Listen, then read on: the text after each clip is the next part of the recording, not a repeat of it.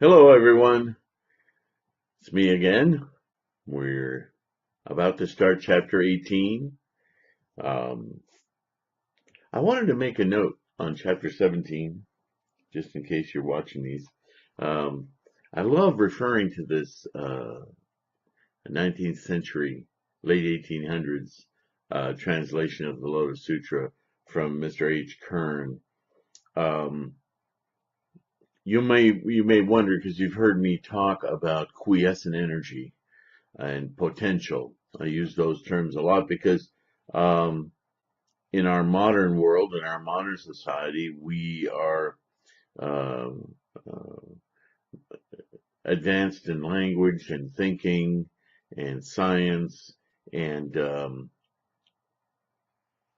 we're just more, I don't know, yes, we're more evolved, but our method, our world views across the board, whatever your education or state or class or whatever, um, we are all pretty much exposed to a much greater amount of information than even our grandparents, let alone thousands of years ago, right?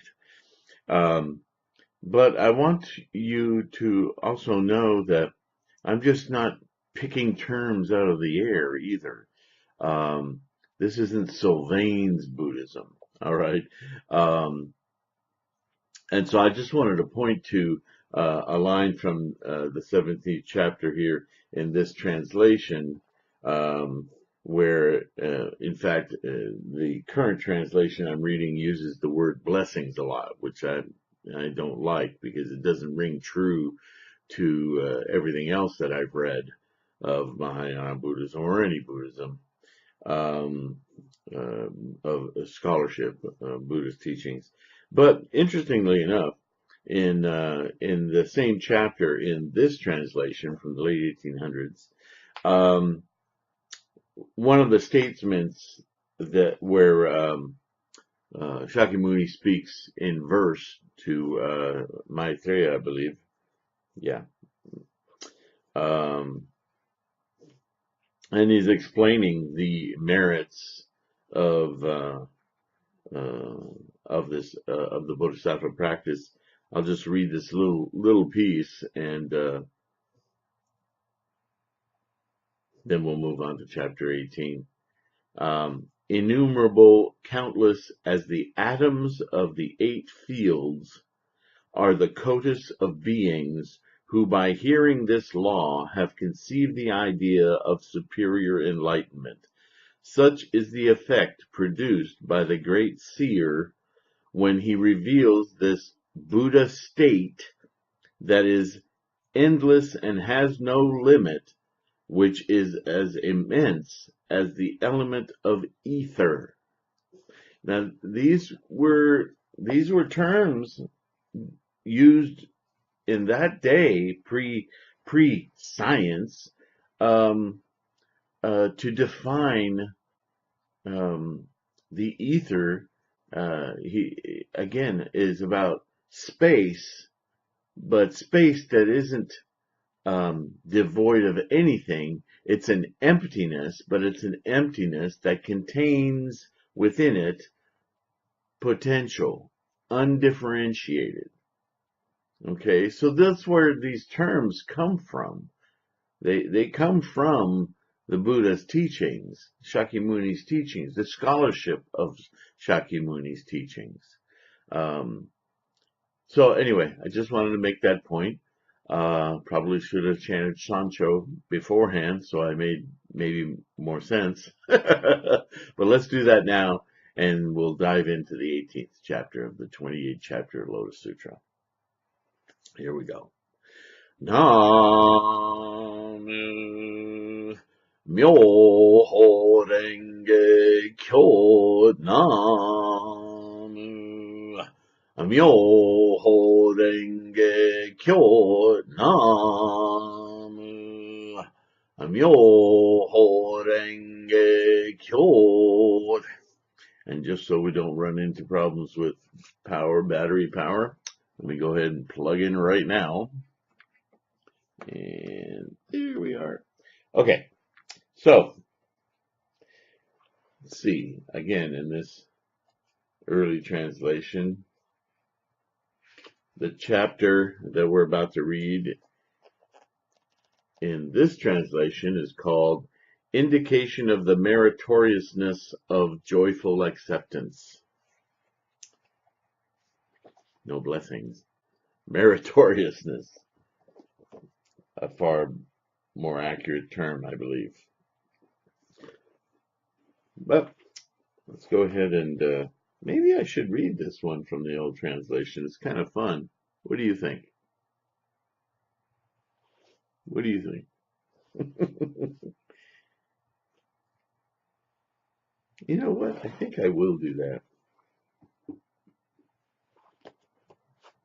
I've done it before. Won't be a first. The only thing about this earlier translation that I find difficult is that Mr. Kern didn't bother to try to westernize the names of a lot of these characters, these bodhisattva names that are given to aspects of the way our mind works. And so the result is that there can be some transliteration of Sanskrit or Chinese transliteration of Sanskrit, then just dropped into the English, and you get these 60-letter names that are almost impossible to pronounce. But I don't think I'll run into that much here. Okay. Thereupon the Bodhisattva Mahasattva Maitreya said to the Lord, O Lord Buddha, one who, after hearing this Dharma Paryaya, this Myoho Renge Kyo, being preached, joyfully I accept it. Be that person a young man of good family or a young lady, how much merit will be produced by such a young man or young lady of good family? So if someone hears this Myoho Renge Kyo and accepts it joyfully, that's the important part. You can hear it, and it may just land as a seed for you to pay attention to later. Or you can hear it and go, wow, okay, joyfully accept this. And on that occasion, the Bodhisattva Mahasattva Maitreya uttered this stanza. This is the verse portion. How great will the merit of him who, after the extinction of the great hero, shall hear this exalted sutra and joyfully accept it? That's his question. And the Lord said to the Bodhisattva Mahasattva Maitreya, and if you haven't heard me say before, again, this is Old English translation. So Lord is not just Lord in the Christian sense, but Lord in the great teacher and owner of the mental lands that we all occupy. Lord could be, a king or a landowner, or in Japan, a great family or a samurai family. Lord, they lord over a dominion, to stay with the English, okay? So, not Lord like you would hear Jesus Christ. That's a holy kind of thing. This has that holy connotation too, but in a decidedly Asian way. I'm just pointing out that it's not a narrow appellation like Buddha. Buddha is an appellation that means enlightened one. Okay, so I can try to replace the word Lord with enlightened one, or I can just read it as is, and I'll let you do that work. Okay, my whole purpose in doing this is to make it more understandable, so I don't want to create more confusion with just terminology problems, okay? So, and the enlightened one said to the Bodhisattva Mahasattva Maitreya, if anyone, Ajita being his appellation for my Bodhisattva Mahasattva Maitreya, either a young man of good family or a young lady, after the complete extinction of the Tathagata, hears the preaching of this Myoho Kyo, let it be a monk or nun, a male or female lay devotee, a man of ripe understanding, or a boy or a girl, if the hearer joyfully accepts it, and then, after the sermon, rises up to go elsewhere, to a monastery, house, forest, street, village, town, or province, with the motive and express aim to expound the law such as he has understood, such as he has heard it, and according to the measure of his power, in other words, to the best of our ability, to another person, his mother, father, kinsman, friend, acquaintance, or any other person. If the latter, after hearing, joyfully accepts and, in consequence, communicates it to another, if the latter, after hearing, joyfully accepts and communicates it to another, if this other, again, after hearing, joyfully accepts it, and so on in succession, until the number of 50 is reached, then Ajita, the 50th person to hear and joyfully accept the law so heard, let it be a young man of good family or young lady, will have acquired an accumulation of merit connected with the joyful acceptance, Ajita, which I am going to indicate to thee. Listen and take it well to heart. I will tell thee. So, there was an old shampoo commercial that did this on television several years ago. Prel, I think, was the name of the shampoo. But if you tell two friends, and they tell two friends, and they tell two friends, you've probably heard this kind of thing before. What Shakyamuni is now going to do in this teaching is going to say, okay, I simply don't have the words to explain how tremendously amazing the merits of joyful acceptance are for a person who hears this sermon and then joyfully accepts it, is excited by it.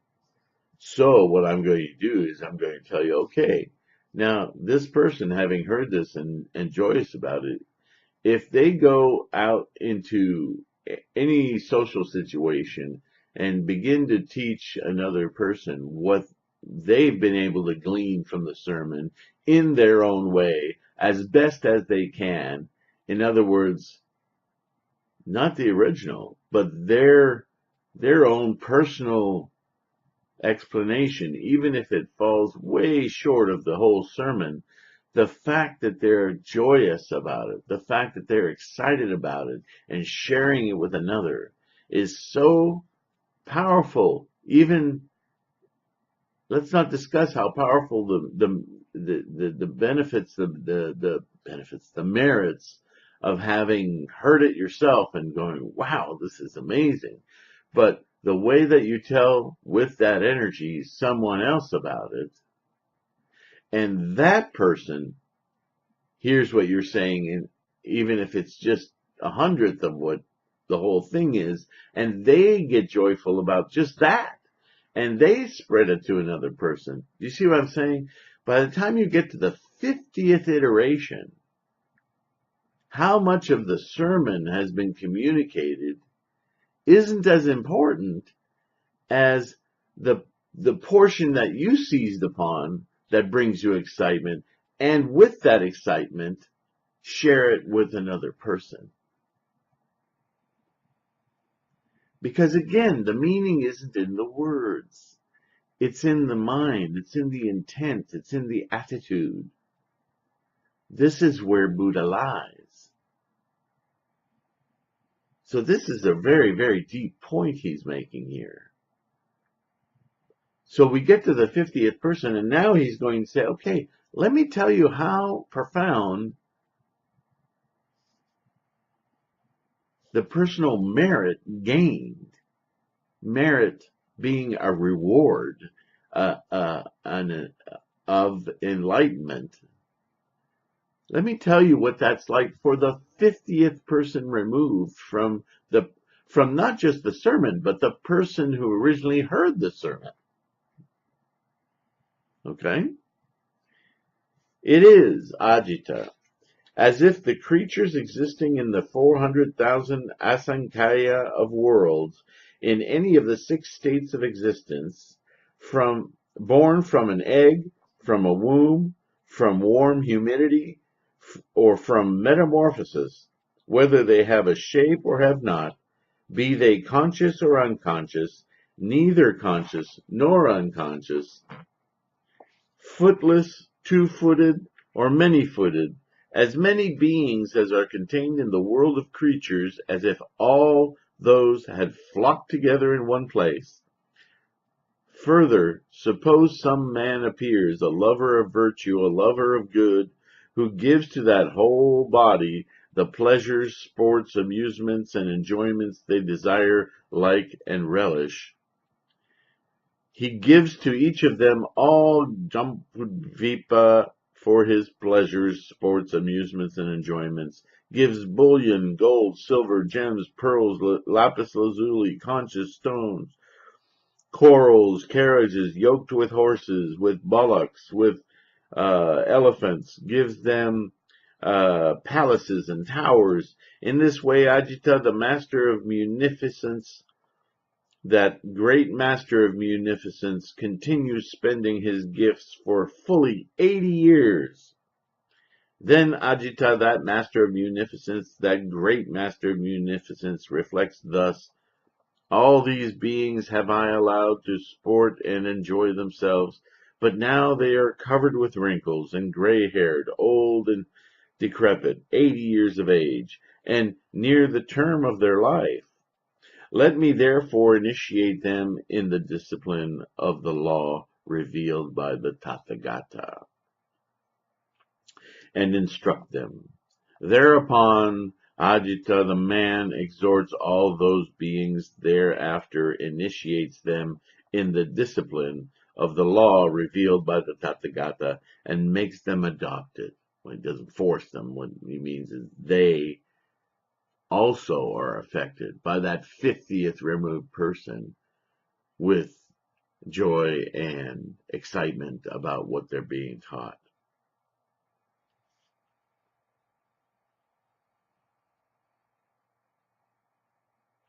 Those beings learn the law from him, and in one moment, one instant, one bit of time, all become Shrotapanas or Shravakas, obtain the fruit of the rank of Sakridagama. Here we go, and the Anagamin, and until they become, so he's talking about Pratyeka Buddhas, until they become Arhats, that term we know.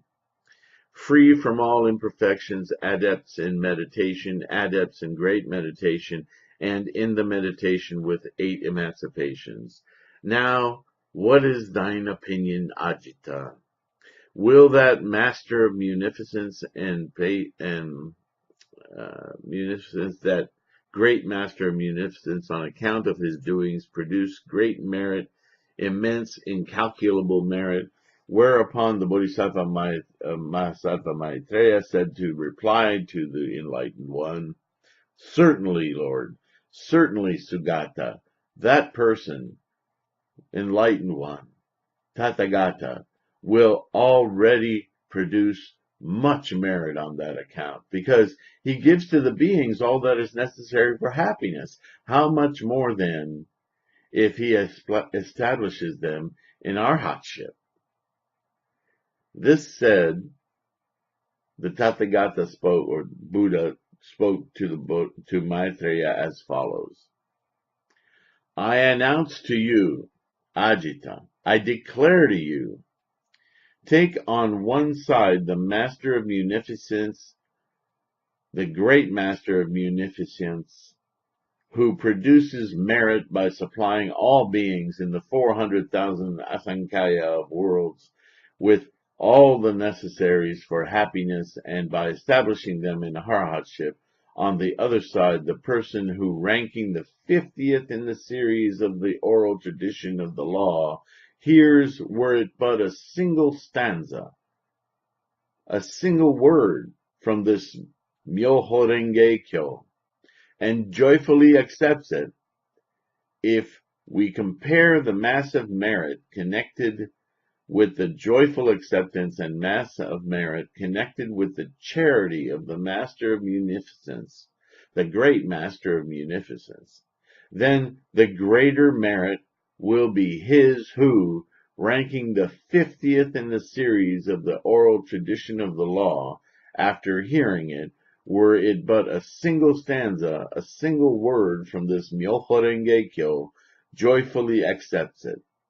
Against this accumulation of merit, Ajita, this accumulation of roots of goodness connected with that joyful acceptance, the former accumulation of merit connected with the charity of that Master of Munificence, that great Master of Munificence, and connected with the confirmation in arhatship, does not fetch 1/100th, not 100,000th, not the 1/10,000,000, not the 1 millionth, not the 1 billionth, not the 1 trillionth, not the one, and so on part. It admits of no calculation, no counting, no reckoning, no comparison, no approximation, no secret teaching. So immense, incalculable, Ajita, is the merit which a person ranking the 50th in the series of tradition of the law produces by joyful acceptance, were it but a single stanza, a single word from the Myoho Renge Kyo. How much more then will he produce, Ajita, who hears this Myoho Renge Kyo in my presence and then joyfully accepts it? I declare, Ajita, that his accumulation of merit shall be even more immense, more incalculable. So you see what he's done there? He's gone to the 50th person and explained that it's unexplainable how the depth of merit, the depth of joy that this person will experience from not only accepting it, but in accepting it, with the provision by accepting it is that you must tell somebody about it. See, this is the Bodhisattva practice. You must tell somebody about it. Then and only then will you manifest this incalculable, amazing awakening, that's these merits. And that's the 50th remove.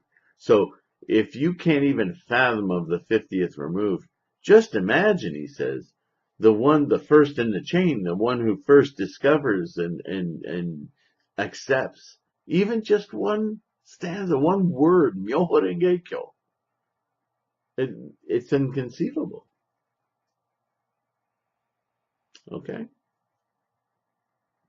And further, Ajita, if a young man or good family or young lady with a design to hear this discourse of the law goes from home to a monastery and there hears this Myoho Renge Kyo for a single moment, either standing or sitting, then that person, merely by the mass of merit resulting from that action, will, after the termination of his or her present life, and at the time of his second existence, when he receives another body, become a processor of carriages yoked with bullocks, horses, or bulls, horses, or elephants, or of litters, vehicles yoked with bulls, and of celestial aerial cars. If further that same person at that preaching sits down, were it but a single moment, to hear this Myoho Renge Kyo, or persuades another to sit down or shares with them his seat, he will, by the store of merit resulting from that action, gain seats of Indra, seats of Brahma, thrones of Karavartin and Ajita. If someone, a young man of good family or young lady, says to another person, "Come, friend," and hear the Myoho-renge Kyo, the Dharma of the Lotus, of the true law, and if that other person, owing to that exhortation, is persuaded to listen, were it but a single moment, then the former will, by virtue of that root of goodness, consisting in that exhortation, obtain the advantage of a connection with the bodhisattvas who have acquired that ani. He will become the reverse of dull, will get keen faculties, and have wisdom. In the course of 100,000 existences he will never have a fetid mouth, nor an offensive one. He will have no diseases of the tongue, nor of the mouth. He will have no black teeth, no unequal, no yellow, no ill-ranged, no broken teeth, no teeth fallen out. We can imagine what the dentistry of 2,600 years ago was. It's a lot of people walking around with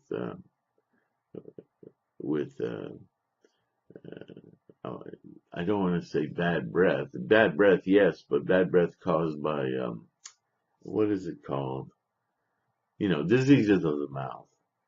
Anyway, the lips will not be pendulous, not turned inward, not gaping, not mutilated, not loathsome. His nose will not be flat, nor wry. His face will not be long, nor wry, nor unpleasant. On the contrary, agita, his tongue, teeth, and lips will be delicate and well-shaped. His nose long, his face perfectly round, the eyebrows well-shaped, the forehead well-formed. He will receive a very complete organ of manhood.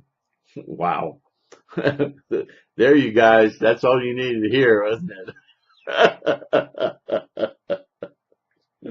Oh man. Practice this Buddhism, enjoy it, and be joyful about it, and you will have a very complete organ of manhood.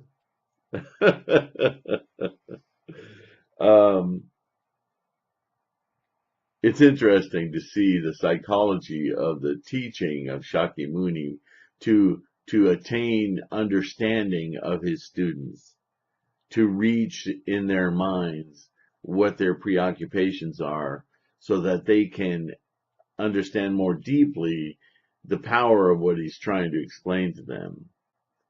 So it's very telling, the language. And it's also one of the reasons, I have to say again, that I love this older translation, because there's far less pretension in it. There's far less, let me couch this in terms that the millennial will understand. There's a little bit of a loss of the, I'll say it this way, the brute honesty of Shakyamuni's teachings. Um, I may be laughing about it, but I laugh because it's so telling, don't you think? All right. So on and on he goes. Reverently hears, reverently reads, reverently preaches, reverentially, promulgates the law. How much good is produced by one's inciting, were it but a single creature? How much more than by him who reverentially hears, reverentially reads, reverentially preaches, reverentially promulgates the law? And on that occasion, the enlightened one uttered the following stanzas. So, again, the exhortation to read, write, copy, preach. This is the practice. This is very direct. All right. And I will read the final verses because this is a short chapter, so we're only at 30 minutes.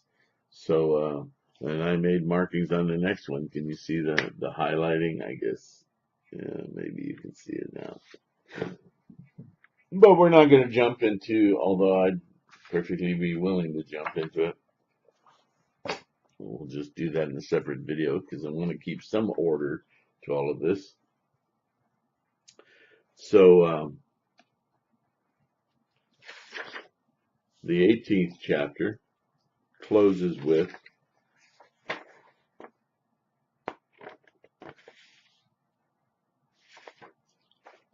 come on now. Ooh, you're stubborn.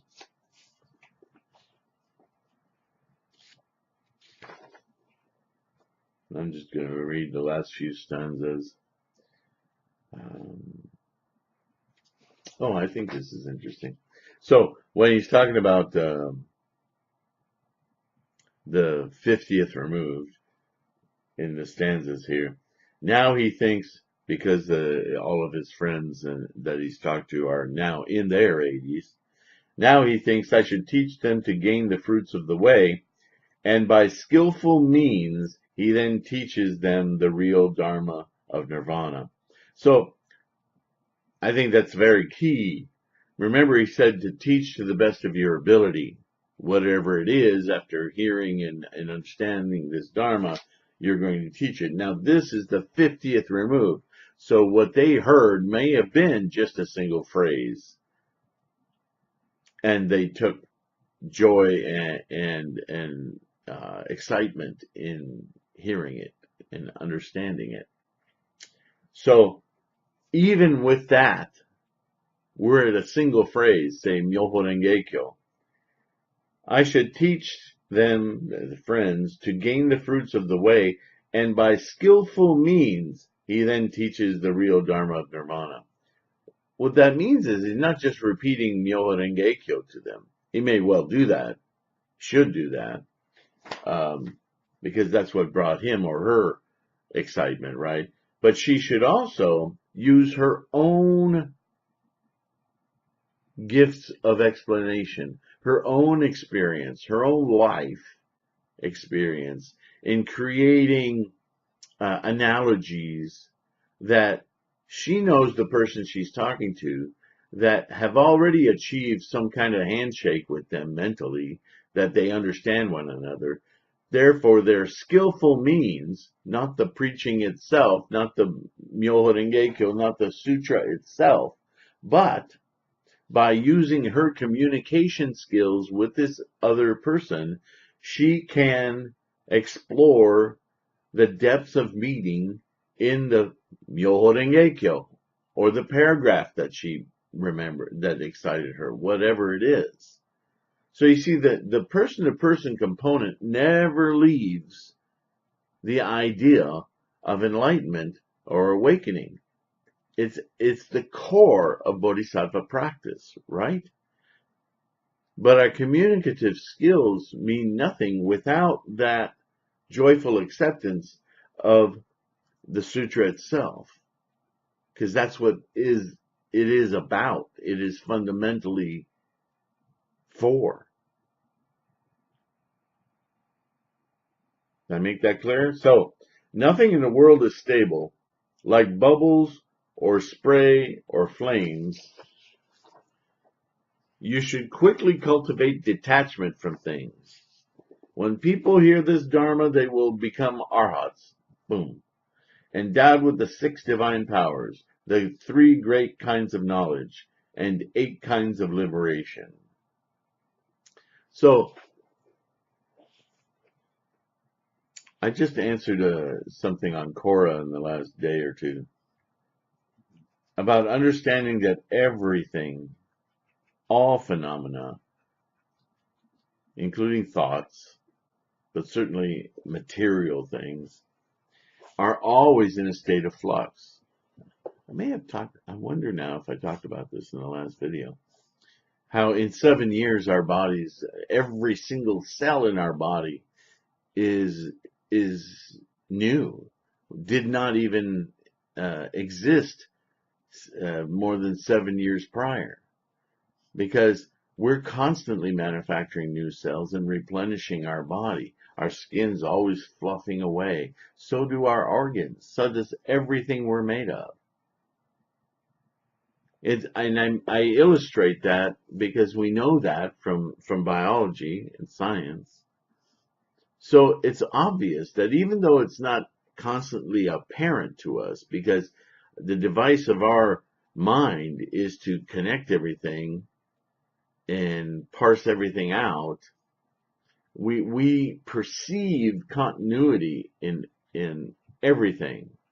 But in actual fact, everything is ephemeral. It's in constant flux, constantly changing.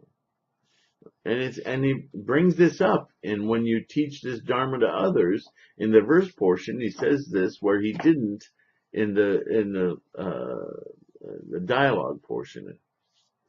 So, so he says, nothing in the world is stable. In other words, nothing is permanent. Nothing exists in and of itself.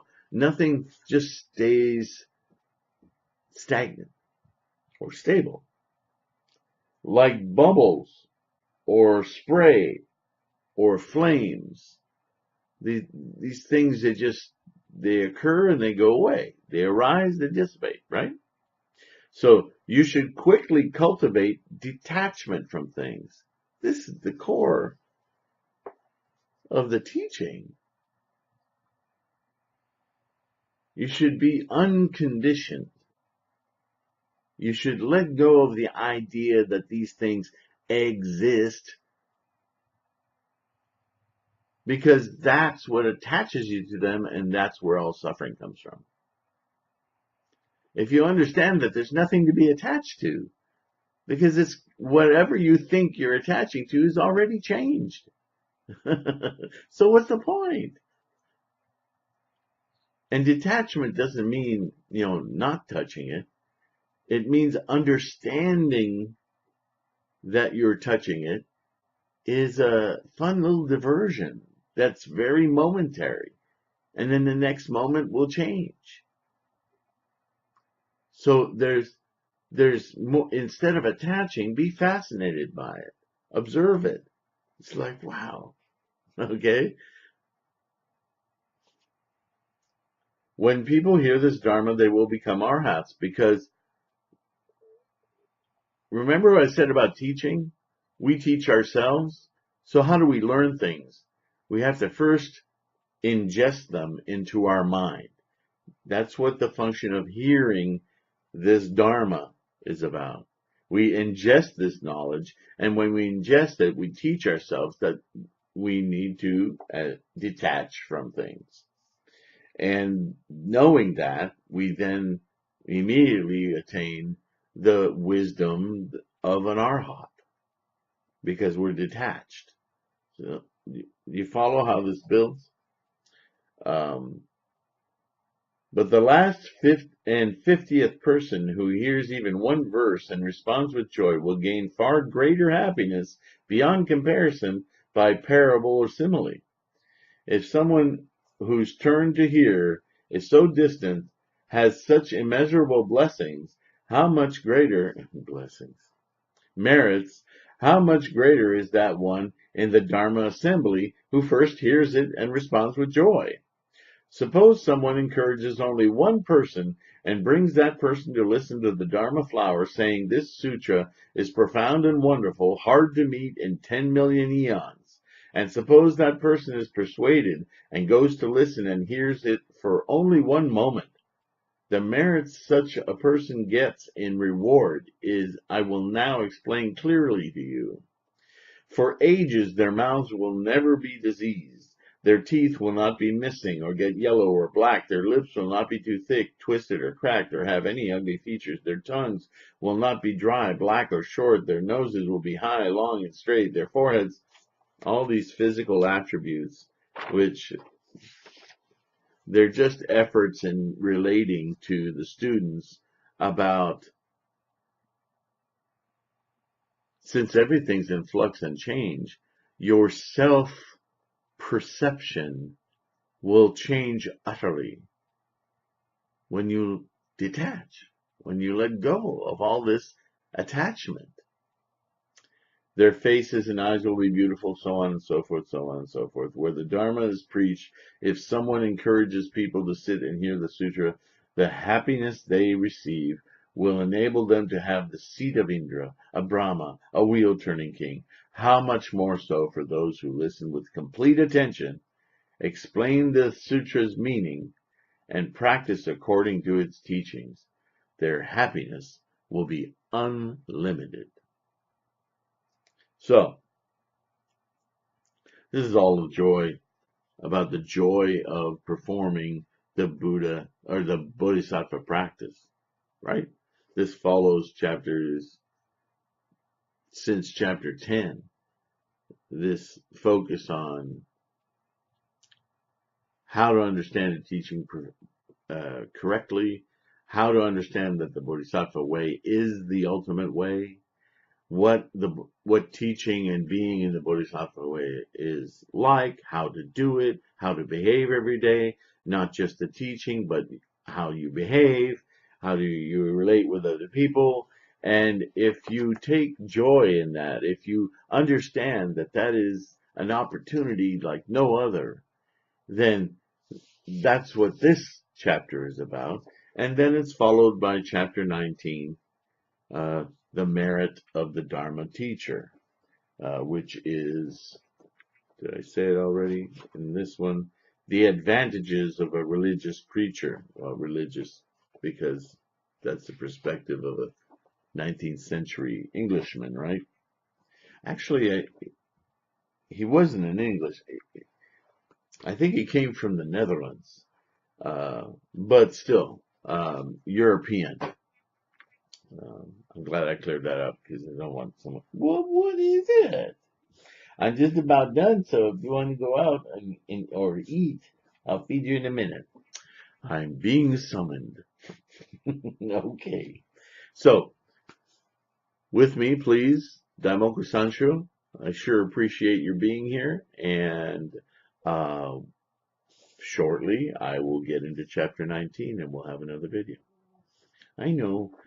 Nam Myoho Renge Kyo. Nam Myoho Renge Kyo. Nam Myoho Renge Kyo. Thank you. Thank you so much. And we'll see you real soon, okay?